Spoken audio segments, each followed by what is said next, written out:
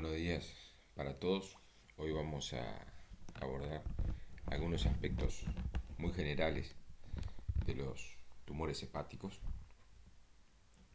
Vamos a ver algunas características, sobre todo darle un perfil más imagenológico a este abordaje.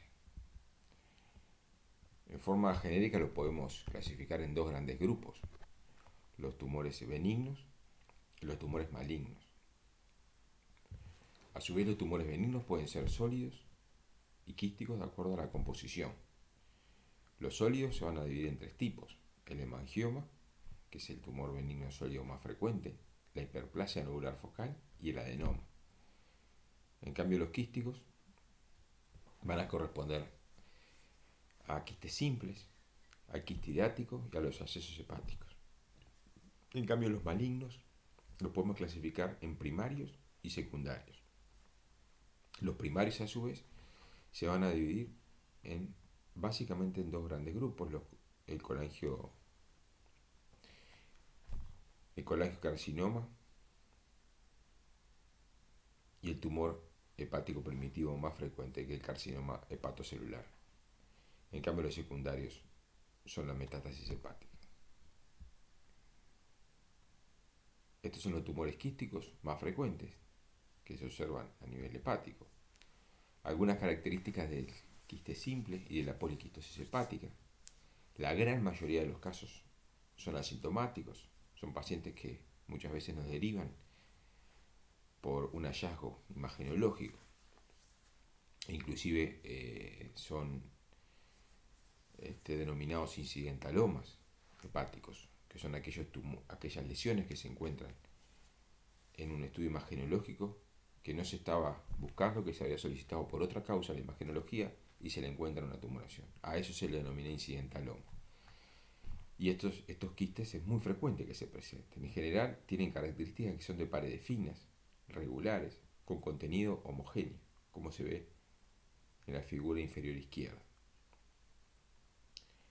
También puede presentarse en forma de poliquistosis. Ya es una enfermedad con carga genética, que muchas veces es una poliquistosis hepatorrenal, con múltiples quistes, tanto en el hígado como en ambos riñones. Y hay algunas características que determinan la evolutividad de la poliquistosis, es que muchas veces el pronóstico está asignado por la patología renal, porque muchas veces estos quistes llevan a la insuficiencia renal crónica, y esto muchas veces es la causa de fallecimiento de estos pacientes. ¿Cuándo se indica una cirugía en frente a un quiste simple o una poliquistosis? Y bueno, cuando aparecen complicaciones, ¿verdad? Cuando estamos frente a complicaciones, las mismas pueden ser que aparezca un sangrado intraquístico, que eso le provoca dolor muchas veces, e inclusive algunos pacientes pueden también tener infección del quiste, muchas veces por la comunicación. Pueden haber pequeños canalículas de la vía biliar y estos generan una infección secundaria. El tratamiento en general es quirúrgico frente a complicaciones, la resección parcial o total, dependiendo del quiste simple, de la topografía y la característica del mismo, pero a veces hay ocasiones que también se puede hacer la punción y la evacuación. El otro tumor quístico muy frecuente, y sobre todo en nuestro medio, es el quiste hidático hepático. El quiste hidático hepático tiene algunas características epidemiológicas muy importantes, que si bien la frecuencia viene disminuyendo, se observa sobre todo en pacientes procedentes de áreas rurales, donde la hidatidosis es una enfermedad endémica. La clínica básicamente puede ser un hallazgo imagenológico, un incidentaloma, también puede presentarse por dolor, por fiebre, si se aparecen complicaciones.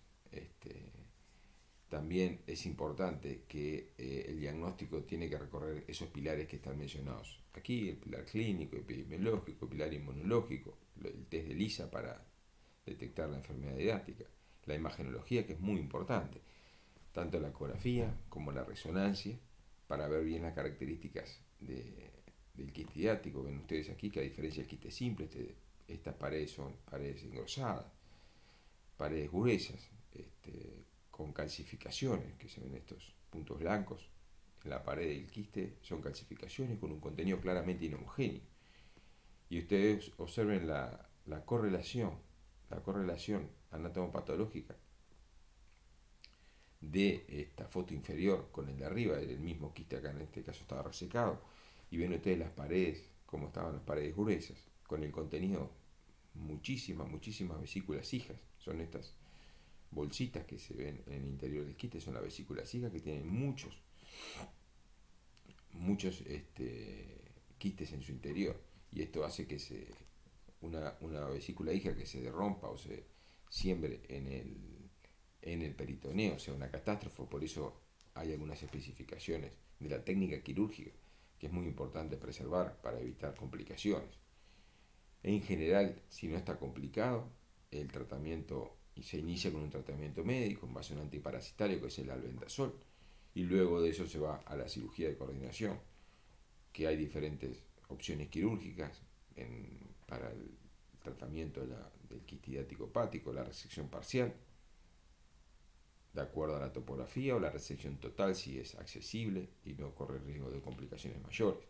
En general, la quistectomía, la quisteventesectomía total es la que pone a cubierto de otras complicaciones, y sobre todo vinculado a la enfermedad quística y a la enfermedad residual. El absceso hepático es otra de las tumoraciones quísticas hepáticas, pero tiene características bien distintas a las otras dos, que el absceso hepático se da en un contexto infeccioso. En general, la infección dado por fiebre muy alta, en muchos casos superan los 40 grados, y la otra característica que es el dolor en hipocondrio derecho. En general, los abscesos hepáticos son de origen biliar, producto de colangitis sépticas, que pueden hacer abscesos hepáticos secundarios. Y esta es la característica imagenológica, que muchas veces acá se ven colecciones, pueden ser únicas, múltiples, loculadas. Ustedes ven que tiene un parénquima alrededor que claramente es un parénquima diferente, es un parénquima congestivo, producto de una hepatitis regional que provoca esta infección. Los abscesos hepáticos son infecciones muy graves, que requiere obviamente un inicio de antibiótico-terapia muy intensa por largo periodo, y a su vez requiere un tratamiento secundario que es el drenaje percutáneo, del mismo. A veces hay que poner un drenaje, pero cuando son muchas colecciones a veces hay que poner dos drenajes, y con el objetivo de evacuar la colección, y el objetivo también importante y no menor es obtener un cultivo para hacer un tratamiento antibiótico específico del mismo. Pasando a los tumores sólidos benignos hepáticos, ya lo mencionamos que habían tres tipos. El hemangioma hepático, que es el tumor benigno sólido más frecuente, que se da hasta casi en un 5%. Luego está seguido por la hiperplasia nodular focal, que tiene características imagenológicas particulares. Y por último la adenoma hepatocelular, que se caracteriza por ser poco frecuente, pero tiene alguna característica sobre todo las complicaciones y el potencial de transformación maligna que hay que tenerlo en cuenta. Algunas características del hemangioma hepático, que se ve hasta un 20% de las autopsias, de estudios que se dan autopsias, en población relativamente joven, en general son solitarios, son chicos. Pueden ser se puede dar en un síndrome de coagulopatía, que es el síndrome de Castle-Murray. Se da sobre todo en hemangiomas grandes, que está asociado muchas veces a trombocitopenia, coagulopatía de consumo y púrpura.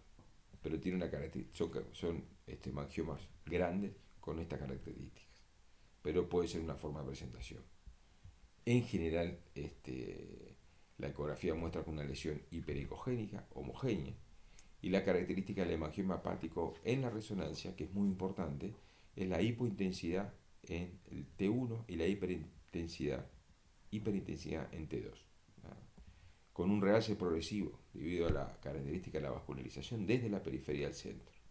Como se ve aquí, estas diferentes imágenes de la resonancia.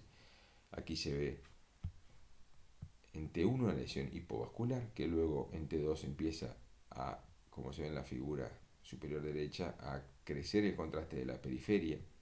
En la figura inferior, la D, ya es mayor la intensidad del contraste, y en la última, inferior derecha, la E, es una lesión hipervascularizada con una lesión hiperdensa, característica del hemangioma hepático.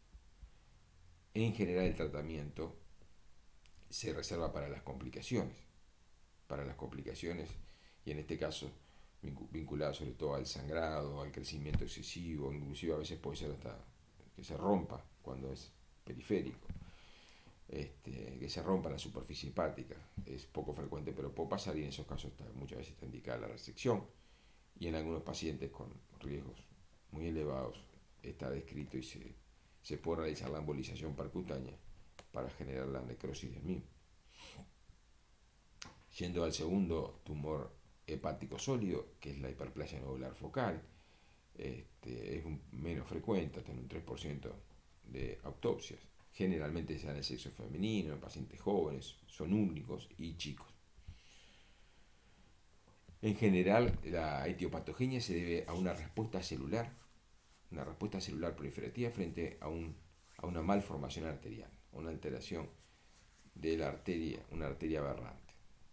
Esa es una respuesta del parénquima hepático a una malformación vascular. Tiene algunas características muy particulares y típicas que se ve una arteria central con patrón de rayos de rueda, y eso se reproduce tanto en la ecografía como en la tomografía, y muchas veces también en la resonancia. Es una lesión homogénea, con la cicatriz central en T1 e hiperintensa en T2, con ausencia de cápsula, como se ve aquí. Aquí se ve una lesión típica con la cicatriz central. Esto es una tinción con inmunohistoquímica, y ustedes ven en los diferentes cortes de la resonancia, sobre todo en el inferior, aquí se esboza los rayos de la rueda con una lesión central. Esta es una hiperplasia nodular focal que es muy característica, una lesión del lóbulo izquierdo hepático, que se ve la cicatriz central negra y los rayos de rueda que parten en forma centrífuga en esta lesión. En general, el abordaje conservador es una lesión benigna que no tiene riesgo de malignización, por lo tanto es la observación clínica. Es excepcional la resección, generalmente ante lesiones pediculadas, expansivas o exofíticas, y también cuando hay muchas dudas y no es característica la imagen, a veces hay que recurrir a la punción para certificar el diagnóstico, la punción biópsica hepática. El tercer tumor benigno más frecuente, con características bien particulares, que es el adenoma hepatocelular. Es muy baja la frecuencia, se da sobre todo en mujeres jóvenes, entre 30 y 40 años, y tiene 2 o 3 características que queremos resaltar. Está muy relacionada a la ingesta de anticonceptivos orales, que aumenta hasta 40 veces el riesgo de la incidencia. Esto se da por un trastorno hormonal, y está vinculado también a la obesidad y a la presencia de un síndrome metabólico. Tienen patrones de crecimiento característico en forma de trabéculas, con una lesión también bien vascularizada, con potenciales, por eso le da el potencial evolutivo de sangrado y riesgo de malignización. Sobre todo el sangrado se da en lesiones mayores de 5 centímetros. La malignización se da en los adenomas que tienen una característica genética particular, que es la mutación de la beta-catenina. Y sin embargo, en forma opuesta, los que presentan mutación del receptor 1-alfa rara vez se malignizan. También está descrito que en el sexo masculino es más frecuente la malignización. Estos son los 4 tipos moleculares de adenoma hepatocelular. Solamente para recordar que los que tienen activación de la beta-catenina son los que tienen mayor riesgo de transformación. En general, con los estudios de imagen y específicamente con la resonancia se puede lograr el subtipo, bien diferente de dos subtipos, el subtipo con mayor contenido graso y el que tiene mayor visión vascular, con captación homogénea arterial completa y rápida. Ahí se ve, este es un caso clínico que lo operamos en conjunto con el profesor González. Lo operamos recientemente, es un paciente de 18 años, sexo masculino, que tenía ya diagnosticada hace unos años una lesión de 2 centímetros que creció en forma evolutiva y esto fue lo que determinó la conducta quirúrgica para ir a la resección.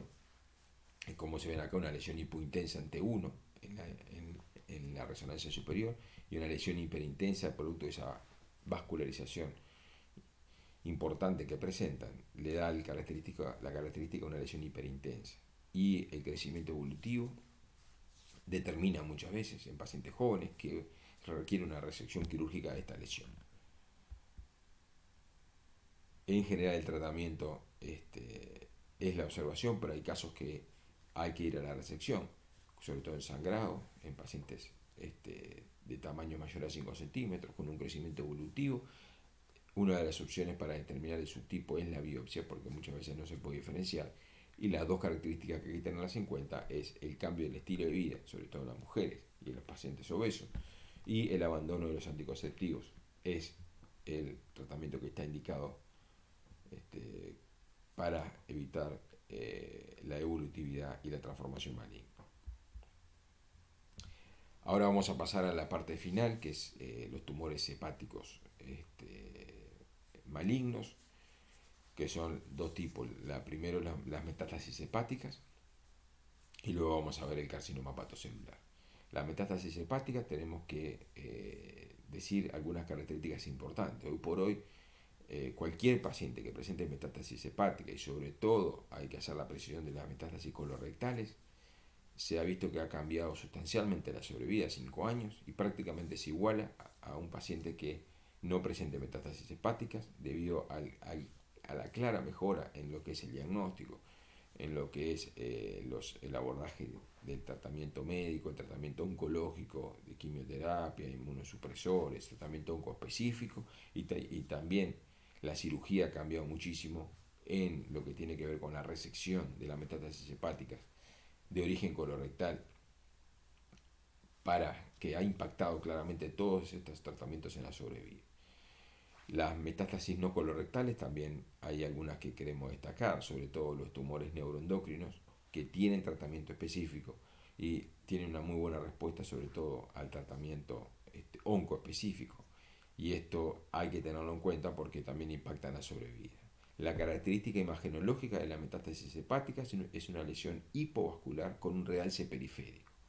Es como se ven claramente en las dos tomografías inferiores, tanto en esta que es una metástasis única, se ve claramente un realce contraste periférico en forma anillada, y en esta que tiene prácticamente sembrado el hígado de tumores hepáticos con un realce periférico, y esto ya le da la característica de la metástasis hepática. También tenemos que conocer los marcadores tumorales, tanto el CA como el CA19-9 para las metástasis hepáticas. También está el recurso de la biopsia, si no conocemos el primitivo, muchas veces nos puede orientar hacia el mismo la biopsia. Hay que tener en cuenta el PET scan porque cuando alguien tiene metástasis hepática es una enfermedad diseminada y el PET scan tiene mucho valor en este tipo de pacientes.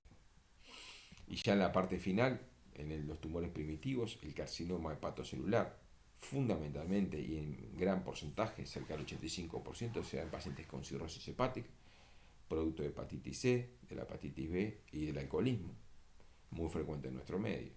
Y bueno, en un porcentaje menor, pero no despreciable, se da en hígado no cirrótico. En general, el carcinoma hepatocelular asienta en pacientes añosos. Son pacientes que muchas veces tienen un mal terreno general y esto a veces condiciona el tratamiento. ¿Qué características tiene el carcinoma hepatocelular en la imagen, sobre todo en la tomografía? Que se ve una lesión intensa y homogénea en fase arterial y tiene un washout, o sea, un lavado en la fase venosa. En general, uno de los marcadores importantes es la alfa-fetoproteína, que cuando es más de 200 cobra un valor muy importante para el diagnóstico del carcinoma. En casos muy dudosos y muy difícil el diagnóstico y cuando hay que tomar una conducta muy importante, como por ser la cirugía, o a veces está indicada la biopsia. Es muy importante para orientarnos al tratamiento, tanto de tratamiento puede ser percutáneo, de la cirugía, inclusive hasta el trasplante hepático, y conocer muy bien la función hepática a través de varios índices, uno de ellos es el CHA-2. También hay que conocer los criterios de Milán, que son criterios bien establecidos para orientarnos al trasplante hepático. Esto es solamente un pantallazo general de algunas características del carcinoma. La resonancia que se ve en la foto de la izquierda, usted nota una lesión bien hiperdensa, una lesión blanquecina que nos habla de una captación muy importante de contraste a nivel en tiempo arterial, y esta es la fase venosa que prácticamente ya desapareció el contraste por ese lavado y esa característica de esta lesión. Y estas son las tres opciones terapéuticas: la ablación, que muchas veces se puede hacer en forma percutánea. Hay diferentes formas de inyección de sustancia, de radiofrecuencia, de crioablación. La resección también juega un papel muy importante en determinados tipos de carcinoma hepatocelulares. Y también el trasplante hepático está, de acuerdo a criterios bien establecidos, está indicado en determinados tipos de pacientes con algunas características particulares.